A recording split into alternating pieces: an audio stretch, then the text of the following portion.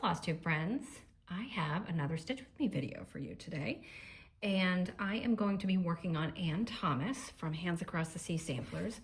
As you may have noticed, I have my stitching upside down actually, and that is because I only have a small portion of the top done, and I'll show you the pattern here. Move that out of it. This is a chart by Hands Across the Sea Samplers. It is still in print and widely available, so if you should be able to find it from your local needle workshop, and if they don't carry it, you can always get it from the Hands Across the Sea Samplers website. But if you have seen my previous video to this, I showed in that video my progress so far on Ann Thomas. I have this corner done here, as well as this motif with the bird, and it's that same bird that you see here. So as I say, just for ease of stitching, I have turned it upside down so that I can more easily get under the fabric. There is quite a bit of extra fabric hanging off the side here. I have been able to roll it a bit and push it off to the side, and it shouldn't get in my way. But we are going to be talking about confetti stitching today. So Ann Thomas and many other charts have a lot of confetti stitching, which just means that they have motifs or areas in which there are many different colors in a small area that are kind of scattered throughout that area. So not block stitching per se, a lot of different colors scattered about one particular motif. So this motif is what I'm going to be working on today. I've already gotten a little bit done on that side, and I'm just going to continue throughout, and we'll see how far we get in this video. All right, so you can see that I have a lime green in, that's $1.99, and then I have a bluish green in here as well, and then I did a cream, and I'm going to choose a red for our stitching time here so that you should be able to see it very clearly.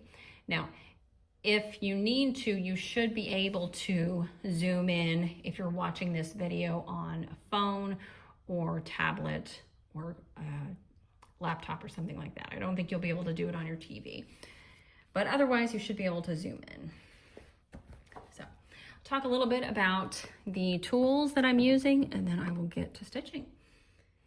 I have my stitching set up in a Hardwicke Manor hoop. I talk about these hoops a lot. People always have questions about them. It's a Hardwicke Manor hoop. You can get it from Hoop and Frame. This is an oval. They make two different size ovals as of right now, and this is the larger of the two. You can get those from hoopandframe.com, or your local shop may have them as well. The Twill tape is an Access Commodities product as well. You should be able to get that from Hoop and Frame. I bought it from Keepsakes. The stand that this hoop is being held with is a Velki Pataki stand. I purchased it directly from that manufacturer, but Hobby House Needleworks does sometimes get these stands in stock in a variety of colors. I have all of my silks here ready to go. These are being held in a Gutermann spool case. You can find these on Amazon. They come in a few different sizes. This one holds 27 spools, but because Ann Thomas has so many colors, I have the 27 and I have the 12, and these have to stay together. Those are all of Ann's colors. And sitting next to me, I have a little strawberry. This is a pin cushion, or ornament, decoration, whatever you want to call it. I made this strawberry from a Mary Jo Heine kit, and I will link her website below. These strawberries take me a couple hours to make each one, but I do the sewing up the side by hand, and then you obviously have to do the stuffing, the beading, and then make the little green topper here. But I have that, as well as one of my favorite needles. These are 28 Colonial Petites. Those are my favorite needles. So that's what I have sitting next to me, as well as my favorite pair of scissors. These are Golden Forge scissors. You can purchase these from Hoop and Frame as well. The Attic sells them, and I'm sure other shops do as well. So we are all ready to go. I'm going to pull the color that I need. Now, Ann Thomas, along with many other Hands Across the Sea Samplers charts, have these cards that come out. These are very convenient. This shows you all your symbols and your thread colors, so you don't have to keep flipping back and forth between the page that you actually need to look at in order to stitch and the back of the booklet that shows the color key. So I've got this. I am gonna start working on this symbol here. That is 644 in the 103s. That is what I'm going to use. It is a very beautiful red color. It's a little softer than a bright red. It's got almost an orangey pink tinge to it. This is 644, as I say. So I'm gonna pull a nice long length of this. Oops. And guess what? This does sometimes happen, so I'll show you guys. The bottom broke off. It's okay, it's still totally usable. And even, let's see, get that thread off there. And I never use these, I never use these to secure my thread back in the spool anyway, so it doesn't really bother me that the bottom broke off. I just need to keep this with the spool actually because it still has the number on it. So I think at some point after I'm done stitching here, I will take a Sharpie and write 644 on the top of that spool. But that does sometimes happen with these spools. Not very often. I have stitched many, many samplers with these 103 spools, and I think that is only the second time that one of those has snapped off. All right, so I have pulled a nice long length of thread. I'm gonna go ahead and get this threaded onto the needle here, and we will be ready to go. Now, confetti stitching, placing the actual stitches isn't harder than stitching anything else. It just takes a lot of counting, maybe a little bit more time than just filling in the facade of a house or filling in a flower on a border, right? You kind of do a lot of jumping around. So what I do is I usually look at the area that I'm going to be stitching and kind of try to develop a path that I think I want to take. I'm going to show you a little bit of the chart. I don't think there's any danger in doing this. You're not going to stitch a third of a motif from this video, so it doesn't really matter. Okay, I will show you. This is the symbol that I'm looking at, this symbol here. So I've already got the 3s, the exclamation points, and the @ symbols in here. So I have several places from which I can count, from which I can start stitching this red color. I need to decide where I want to start though. One thing I like to do is flip, if a motif continues onto the next page, I like to flip to see how much there is of the color I'm going to use on the next page. Looks like there's just a bit, maybe 20 stitches or so. So I don't really need to take that into consideration right now. Also, it looks like it goes the length of the motif, right? It goes from the top all the way to the bottom, or bottom to the top, I guess, because we're upside down here.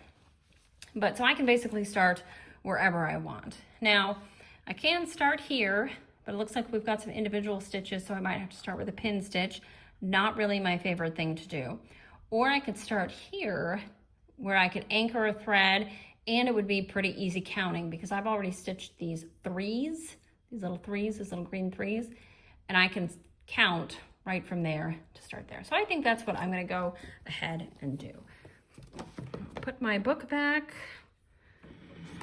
pull my stitching toward me, make sure it's in focus for you guys. Looks like it is, so I think we're ready to go. And again, you should be able to zoom in if need be. But I hope these videos, you may not need any assistance or direction or a tutorial on how to do confetti stitching, but maybe this is just something that's nice to listen to. So, all right, our 3s are over here. These are the greens that I need to count from. So I need to count from this corner. And then when I look at a pattern and I need to go somewhere, I need to travel from one place to another, I count up and over, or down and over, or whatever it may be. And coming from here, I need to go up 1 and over 1. So right here, if you guys can see that hole, and I think you should be able to, that hole is the top right corner of what will be one of my first red stitches. And then there is this line of red stitches that will go down here, I believe. So it looks like we've got 5 going. So because I'm gonna start up here, travel down, and then go back up, I am actually gonna put my thread here. And I'm gonna leave a little tail. And I'm gonna come up here. Now what this allows me to do is to very easily secure my thread on the back without having to flip a lot. Now I will flip occasionally just to make sure that I have secured this thread. And then also what I'm going to do here is I'm just going to go ahead and get that stitch that's there to the right that I needed to put in. But it was just a single stitch over to the side. So easy enough.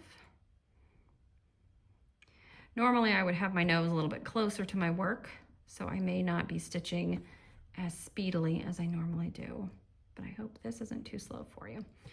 Okay, so I've already got a couple stitches in. I should say the first legs of a few stitches here. And I think I've got everything secure, but I'm gonna go ahead and flip it. Take a look. So the great thing about this Belky Pataki stand is that it does flip very easily. So you should be able to see there that I have this thread secured and it's going just fine. I'm gonna go ahead and flip it back and I will continue. I consult my chart here. Yes, I have 5 stitches to do. Okay, now the tail that I left out just kind of got caught up in what I'm doing, but it's no big deal. So we'll go ahead and pull it out. There we go. Now at any time, because it is secure, I could just go ahead and pop this onto the back, and I can go ahead and do that. Let's see. There we go. I just use the needle to grab it and pull it to the back. Okay, so that is 5.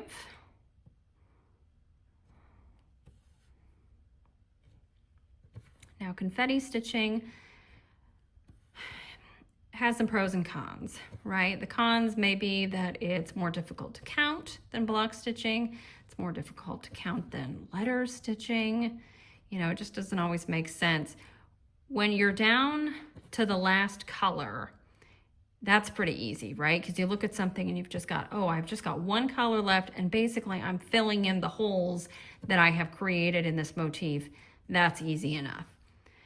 But when you're first starting out and all you have is vacant space, you really got to make sure that you're doing it correctly. Now, something like this, a motif that is florals, it's leaves, it's organic, it doesn't really matter if you're missing a stitch in one color and you decide ultimately to fill that in with another color. It's not really the end of the world. But when we're talking about maybe a bird's face or the center of a flower, you definitely want to make sure, if it's important to you, want to make sure that you have counted correctly and you've got the right colors in.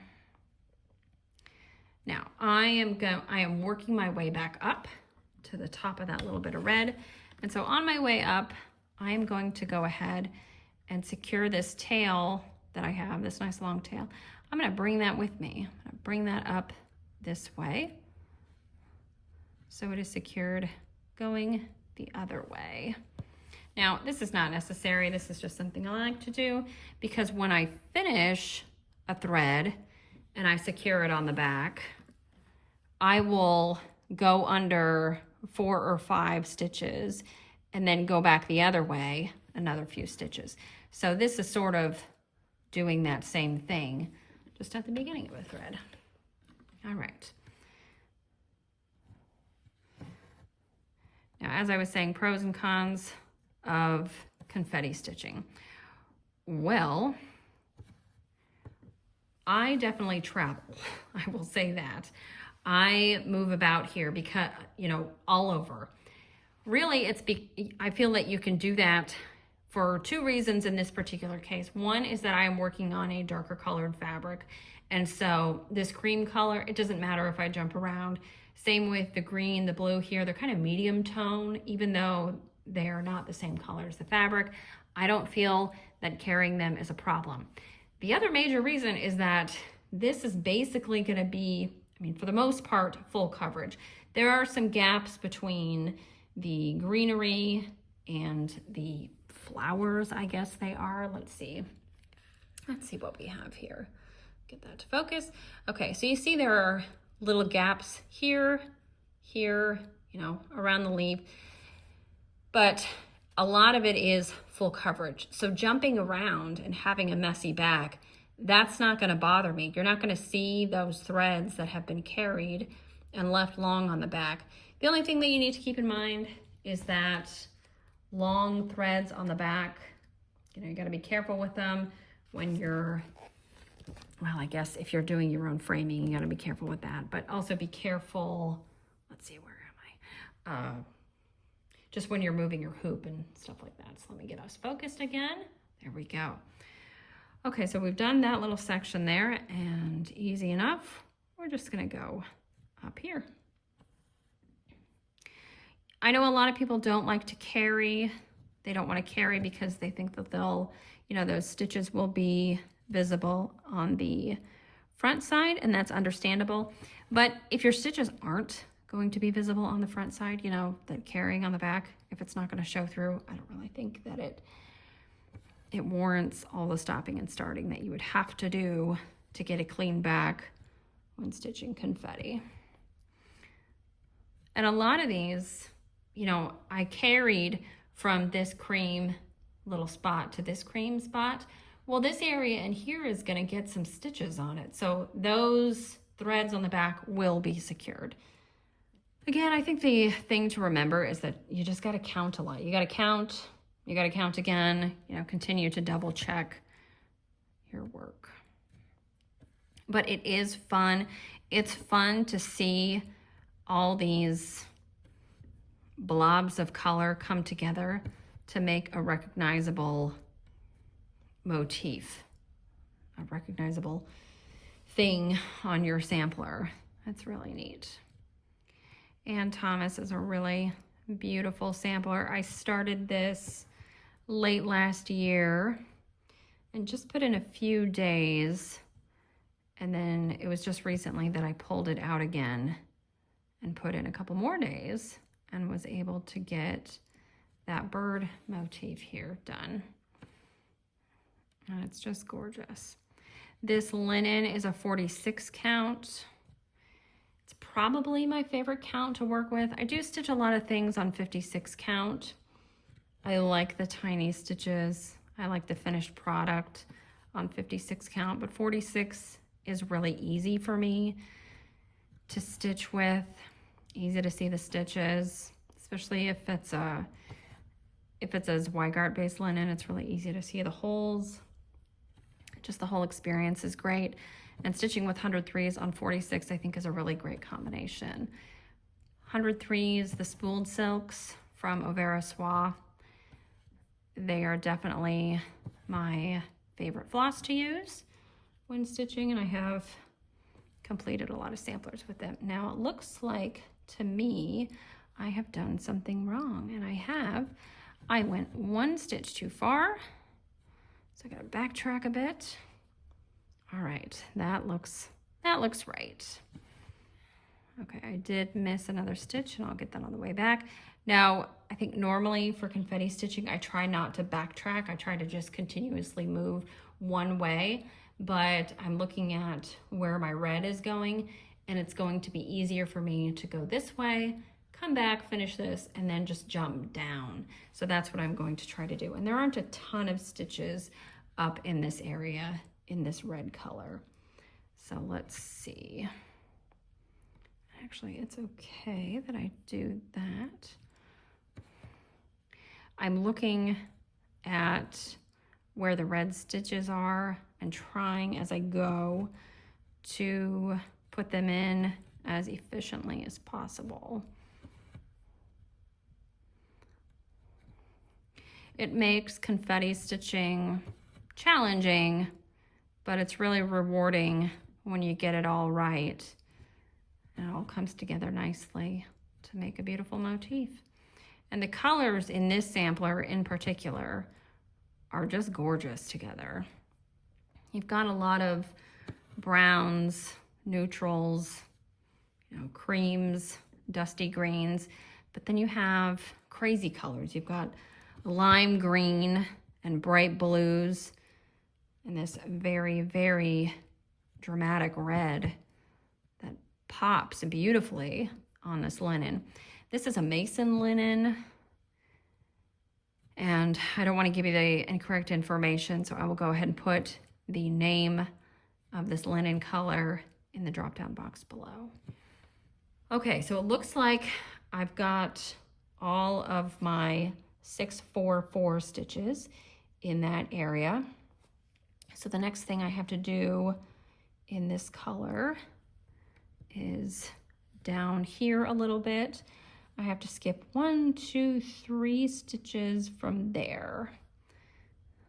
Let's see if you can see that.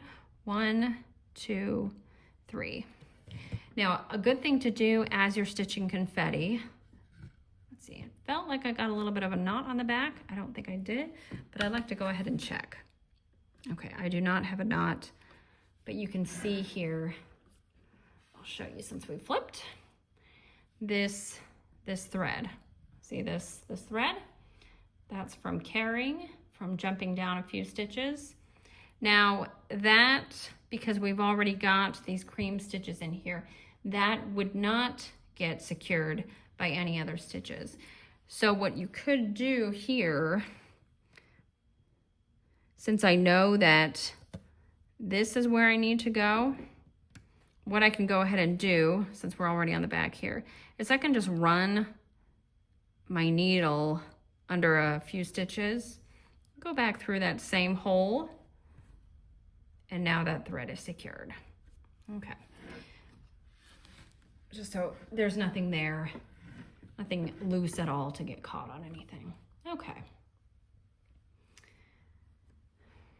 Okay, as I was going to say, when you are stitching confetti, another good thing to do is not just to count from where you were to where you need to go, but also once you get to where you need to go ahead and put in that first leg and then find another spot nearby, another stitch nearby to check if you are actually in the right area. So I am pretty sure that I needed to move down 1, 2, 3 stitches to get here. But also looking at the chart, there should be 2 spaces in between the stitch I've just put the first leg in for and this corner here.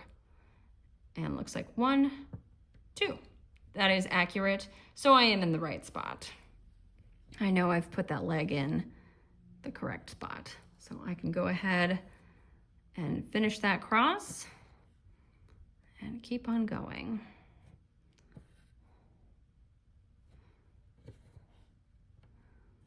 Okay, now when I have these individual X's like I do here, I've just got one X and another X here.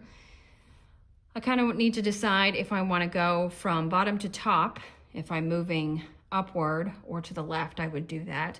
Or should I go from top to bottom because I might be moving downward or to the right. And it does look like I'm moving downward.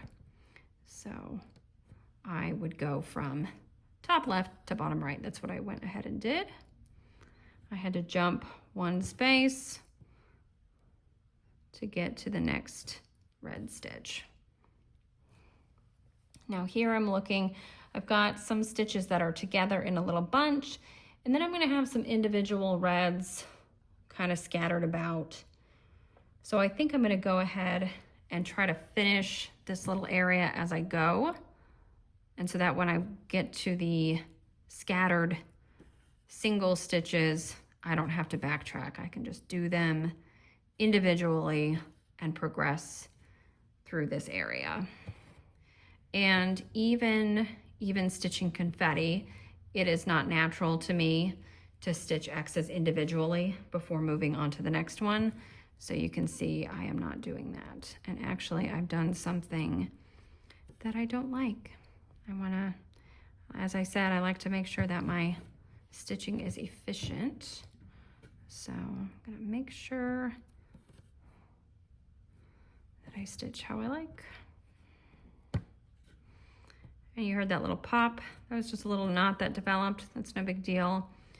You get, what are they called? Slip knots quite often. It's no issue. I think it was the last Stitch With Me video I did get a knot, and it did take me a while to get out, but it wasn't a slip knot. It was a knot that had formed with the end of the thread. It was a little frustrating. And it had caught itself around the longer part of the thread, if that makes sense. So I couldn't just cut it off. If it had just been a knot in the tail by itself, then I could have just cut it off, but it did not happen that way. Anyway, slip knots are not an issue. Oftentimes they'll just pop out. Or you can give them a little bit of encouragement. Okay, so now I am into the area that just has some single red stitches scattered about, and obviously I will do these completely before moving on to the next. Good thing is that the red stitches that I'm putting in now are going around another color that I have already stitched, so I know that I'm putting them in the right spot. Beautiful, there we go. Okay, so now I need to do a little row of three red stitches. And again, if I can help it, I stitch a row, all the first leg of one row, and then the second leg of that row going back.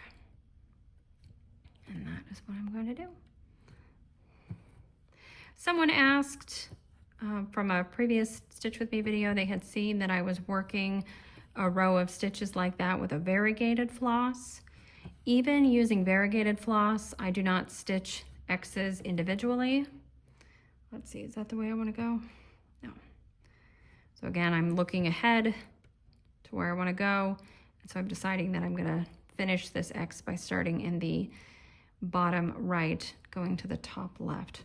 So again, variegated threads. Even when using variegated threads, I stitch half the stitch one way and half the stitch the other way. If it is a highly variegated thread, then of course I would decide in that moment on, you know, in those stitches on that particular piece, whatever it may be, if I want to stitch the X's individually, manipulate it somehow, or if I just want to stitch as normal.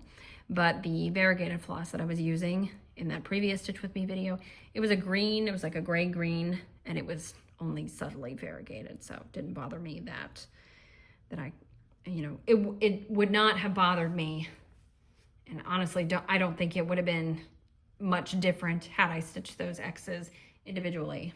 So I've got the start of a little cross here. Now the reason why I've paused, besides trying very poorly to explain that variegated thread thing, I've paused here because this is my page break.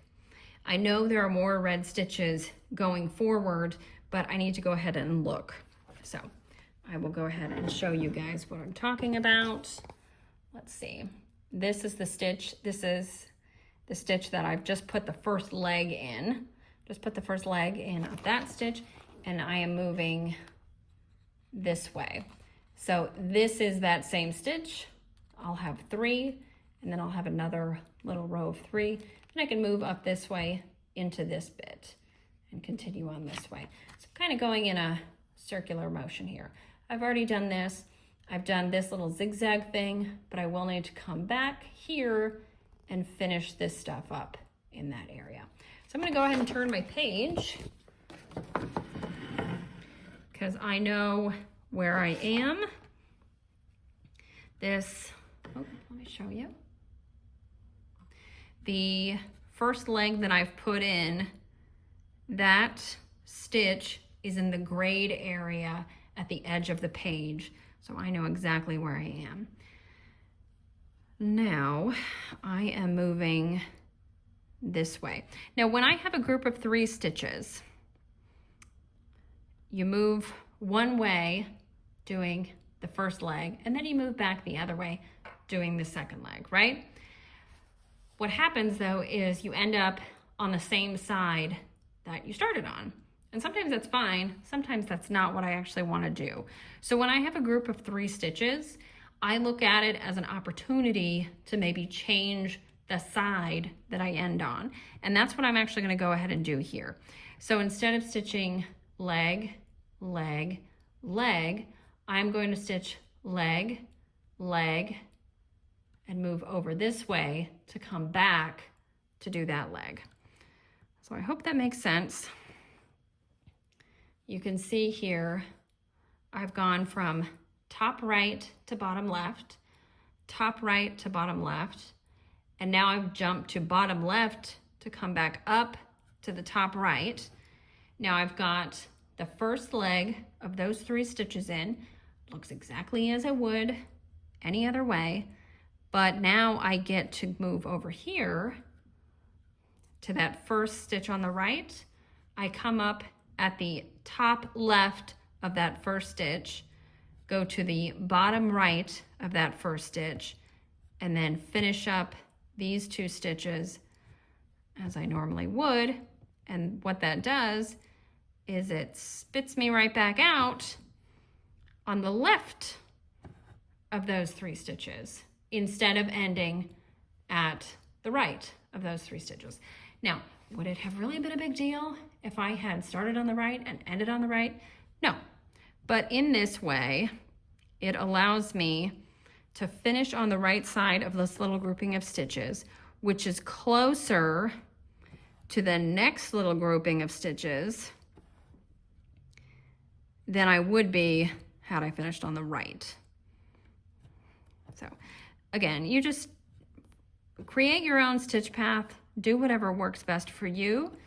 You could also move from the right to the left efficiently just by stitching crosses individually. That would give you the same effect. That would give you the same result.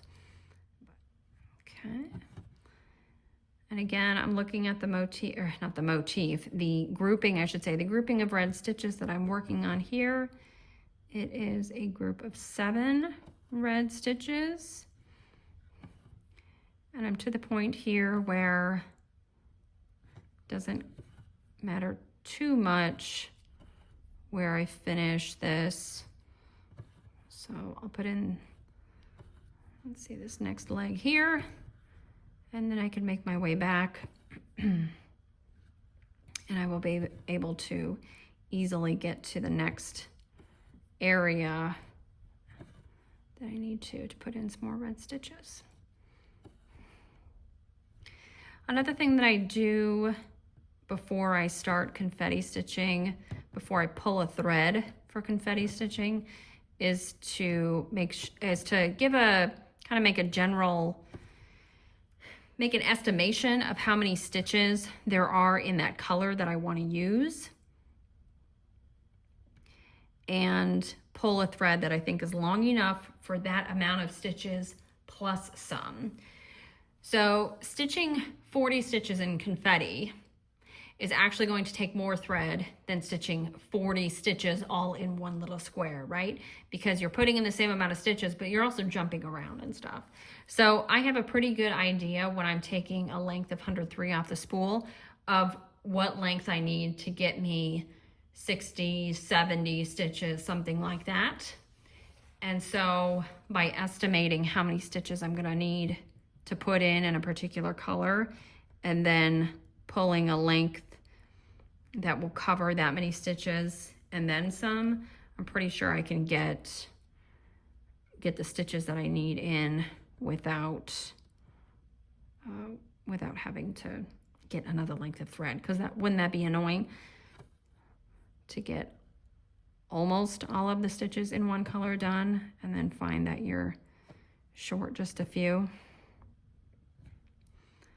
Okay, now I'm just checking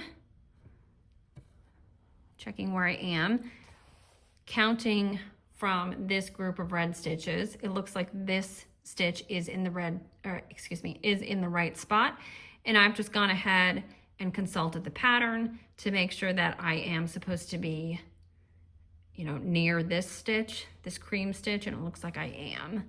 So as far as I can tell, things are going just as they should. Except I can't find my hole. There we go. Okay. And I need to put in 4 stitches here.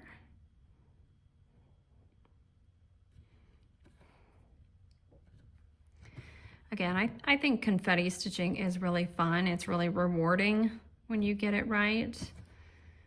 It's not something I want to do all the time, every day. Sometimes it's fun to stitch letters. Sometimes it's fun to do block stitching just because it's so easy. But I do really love the effect you get from the confetti stitching. So I'm just trying to take a look here at where I want to wind up, you know, where I want to end this little group of stitches. And I think I figured out where I want to go. So I put in the first legs of those stitches there, but I'm not going to go back necessarily the same way I came. You don't have to follow, you don't have to just work backwards exactly.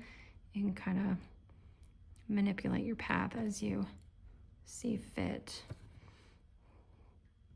Because I kind of put in the legs going this way, and then instead of working my way back this way, I instead went around again, basically. Because I want to end up on top here. Pretty soon I will have to flip the page back again the other way. Okay. Take a look at the pattern here. Yes, it looks like I need to go here. Another thing to do when you're working with 103s, every once in a while, just let your thread dangle. Now it is harder when you've got your hoop in a stand like this. You could pick the whole thing up and let that thread dangle, but even just allowing it to untwist a bit on the back is fine. Okay, now right now I'm looking at the pattern, and the stitches that I'm putting in are in the gray zone, that overlap, but I'm putting them in so that when I flip the page, I can easily see where I am. If I need to change something here, change my stitch path, I can do that. But for right now, I think that's good. Okay, now I'm using this group of cream stitches as a marker, because otherwise I'm looking at this red and going, well, what red is it? What group of red is it?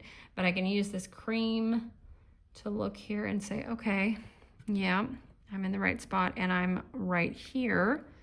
So I need to do a couple more stitches.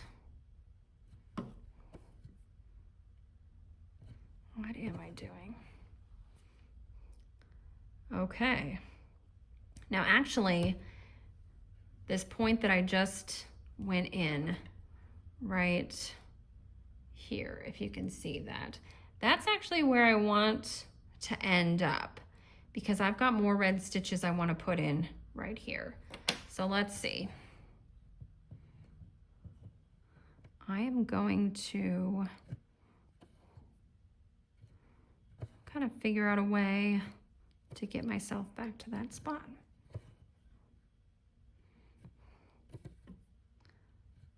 It's kind of like a game sometimes, you know, how can I do this in the most efficient way?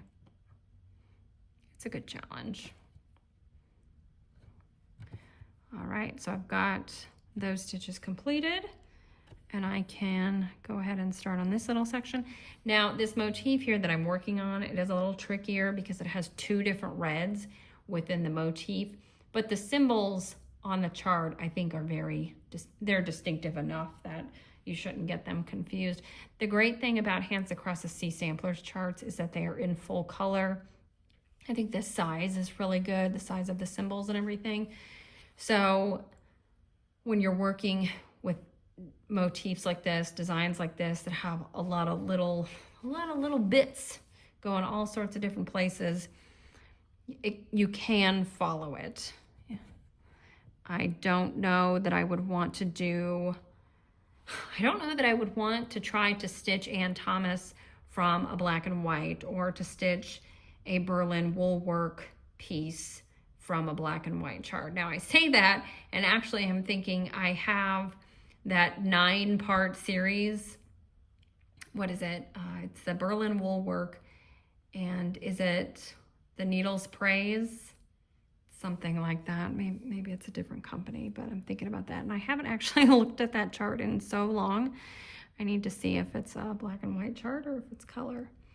I'm hoping it's color, but I'm not sure on that.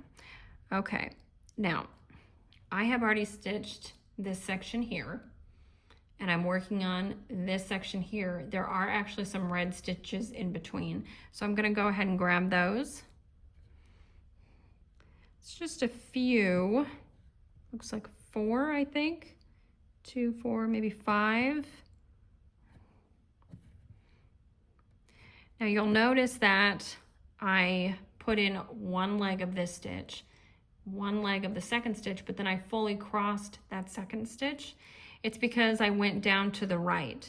So when I put in these stitches and I come back up, I will be in a position after having crossed this stitch here to jump right back in and cross that. So that's why I crossed one but not the other, in case you're wondering. And then again, you can see that I have crossed one of those stitches again, but not the others. It's just because I had to work my way backwards. Come on, there we go. And you know, if you're stitching confetti, you get through a color and then you move on and you're working on a second color, a third color, a 15th color, whatever it may be, and you find out somewhere down the line that you missed 1 stitch, 2 stitches in some color that you had already put in, it's not a big deal. You can ask yourself in that moment, well, do I want to just fill it in with another color that's nearby that I'm working with? Does it really matter? Can I just do that? Or do I want to pull a thread and stitch that correctly? It's up to you. I mean, nobody's going to be scrutinizing your work, comparing it to the actual chart. You know, as long as you end up with a finished product that you like and are proud of, I think that's all that matters. I'm looking at the amount of stitches I have left in this color, and I do think I should have enough thread to finish those stitches, which is great. I like to start and stop threads as little as possible.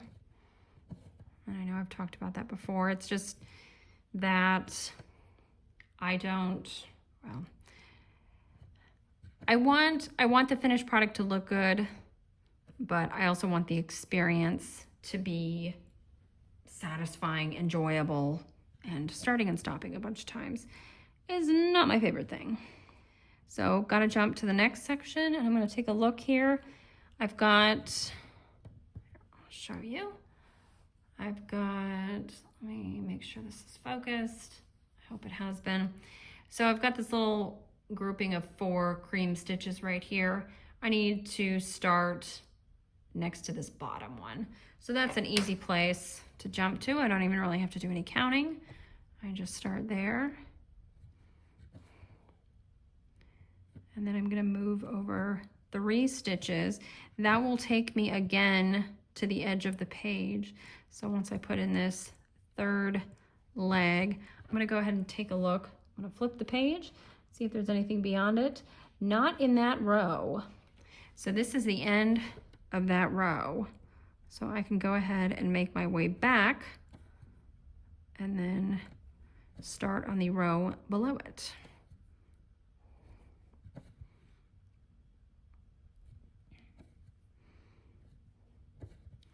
Got those 3 stitches in, and then below those 3 stitches, slightly offset, there's another row of 3, and then an identical row of 3 below that. And I believe that is the end of the stitches in this color in this area. I think on the other side of this motif, there's going to be more stitches in this color, but in this section, I think I'll have finished everything I need to do. So again, I mean, you can see it's just odd little blobs of color, but eventually it will all come together and you'll go, oh, it's flowers, or whatever it may be. Stitching that bird was really fun, especially the this bottom of its tail right here. It's so colorful, and you've just got a few stitches in one color and a few stitches in another, and it just looks like a big mess. But then once I put in this brown color, which kind of gave an outline to it, and I really did, I just went all the way up here, carried through the neck, went around here and came back down. Then you could see there's a form, there's something here. It's not just blobs of color. Really beautiful. I have seen finishes of this piece, not in person. I think I might faint if I saw one in person. One day I'll have my own though. That will be great. But I've seen several finishes online and it's just gorgeous. And so I just I just wanted to pull her out. There's no reason to make it take years and years and years. I'm gonna do my best to get some more motifs in this year, maybe finish it. Probably not finish it this year, even though that was a goal I set for myself at the beginning of the year, but hopefully finish it, I don't know, next springtime or something. It would be wonderful to have it framed and on my wall before next summer. I think that's a good and reasonable goal.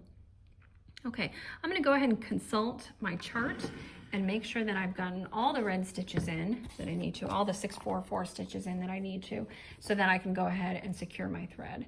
Now looking at this, looking at my chart, and I kind of follow with my eyes and my finger this section here. And again, if I miss something, it's not the end of the world. I can always go in and put it in later. But I'm gonna flip here, that.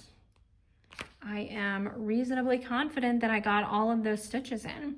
So the next thing I might do, well, I might, just for the ease of it, I might go in and put in these 3s, right? Because it's gonna be easy to stitch, and then it's gonna give me great jumping off points for these other colors. This diamond here looks like we've just got a few stitches in that, and that would be harder to count. Let's see, the 4s I could put in because it looks like it is actually one chunk, two chunks of that color. But I think it's going to be really tempting. These 3s are really tempting. I think I'd like to put those in. And then from there, I can go ahead and work on this flower. Jumping ahead a bit, I gave Ann Thomas another day's worth of work. I did end up stitching the lime green, and that was very easy to count, basically small blocks of stitching there. From the green, I jumped over and stitched the pink. I did actually, as I was going around and filling in that pink, I did run out of thread, so I had to stop and secure it. From there, I had 2 options. I could get another length of pink thread and finish it off, or I could start filling other things in. Ultimately, I decided I wanted to change a pace. I wanted a different color, so I filled in some of this cream and moved around. I did eventually, obviously, fill in the rest of that pink. Then I filled in the brown center, and then what I was left with within the flower were a bunch of vacancies, a bunch of spots that had not been stitched yet, and those were very easy to fill in with the red, which is the final color in that flower. One last thing I wanted to talk about in regards to confetti stitching has to do with securing your threads. You can, of course, when you're done with a single color in one section, secure it on the back as you normally would. But even if you are done with that color in a particular area, if you know that you are going to use that color again farther on, instead of securing the thread on the back and then having to eventually start it up again, a new thread, and secure it again in a different place, you could just go ahead and pop it on up through the fabric like I've done here. So this is coming from about here, can see where that's tugging. It's coming from here. I know that I'm gonna need this color again farther on down the line, so I went ahead and pulled it out here, and then my needle can rest there. You can also just take it off the needle and let it lay there, work on another color as you need to. And then once you get over there to that thread, you can then place it in the right spot when it's easier to count. But I hope you enjoyed this video about confetti stitching. As I say, this is a lot of fun. It is enjoyable and it's really rewarding. So if you are considering a piece that has a lot of wild, maybe difficult to count stitching, don't shy away from it. Give it a try. Just understand that it's going to take a little bit of extra patience than stitching a big blocky house. If you have done a lot of stitching like this and you would like to leave tips or tricks for other people venturing forth into this type of stitching, you can leave that in the comments section. If you have any questions, you may leave those there as well, or you can send me a private message on Instagram. You can find me there at Stitch Stitch Bead. I will also leave my email address in the drop-down box below. But if you enjoyed this, please go ahead and check out the other videos on my channel. I have other Stitch With Me videos as well as regular Flosstube episodes. Thank you so much for watching. Happy stitching!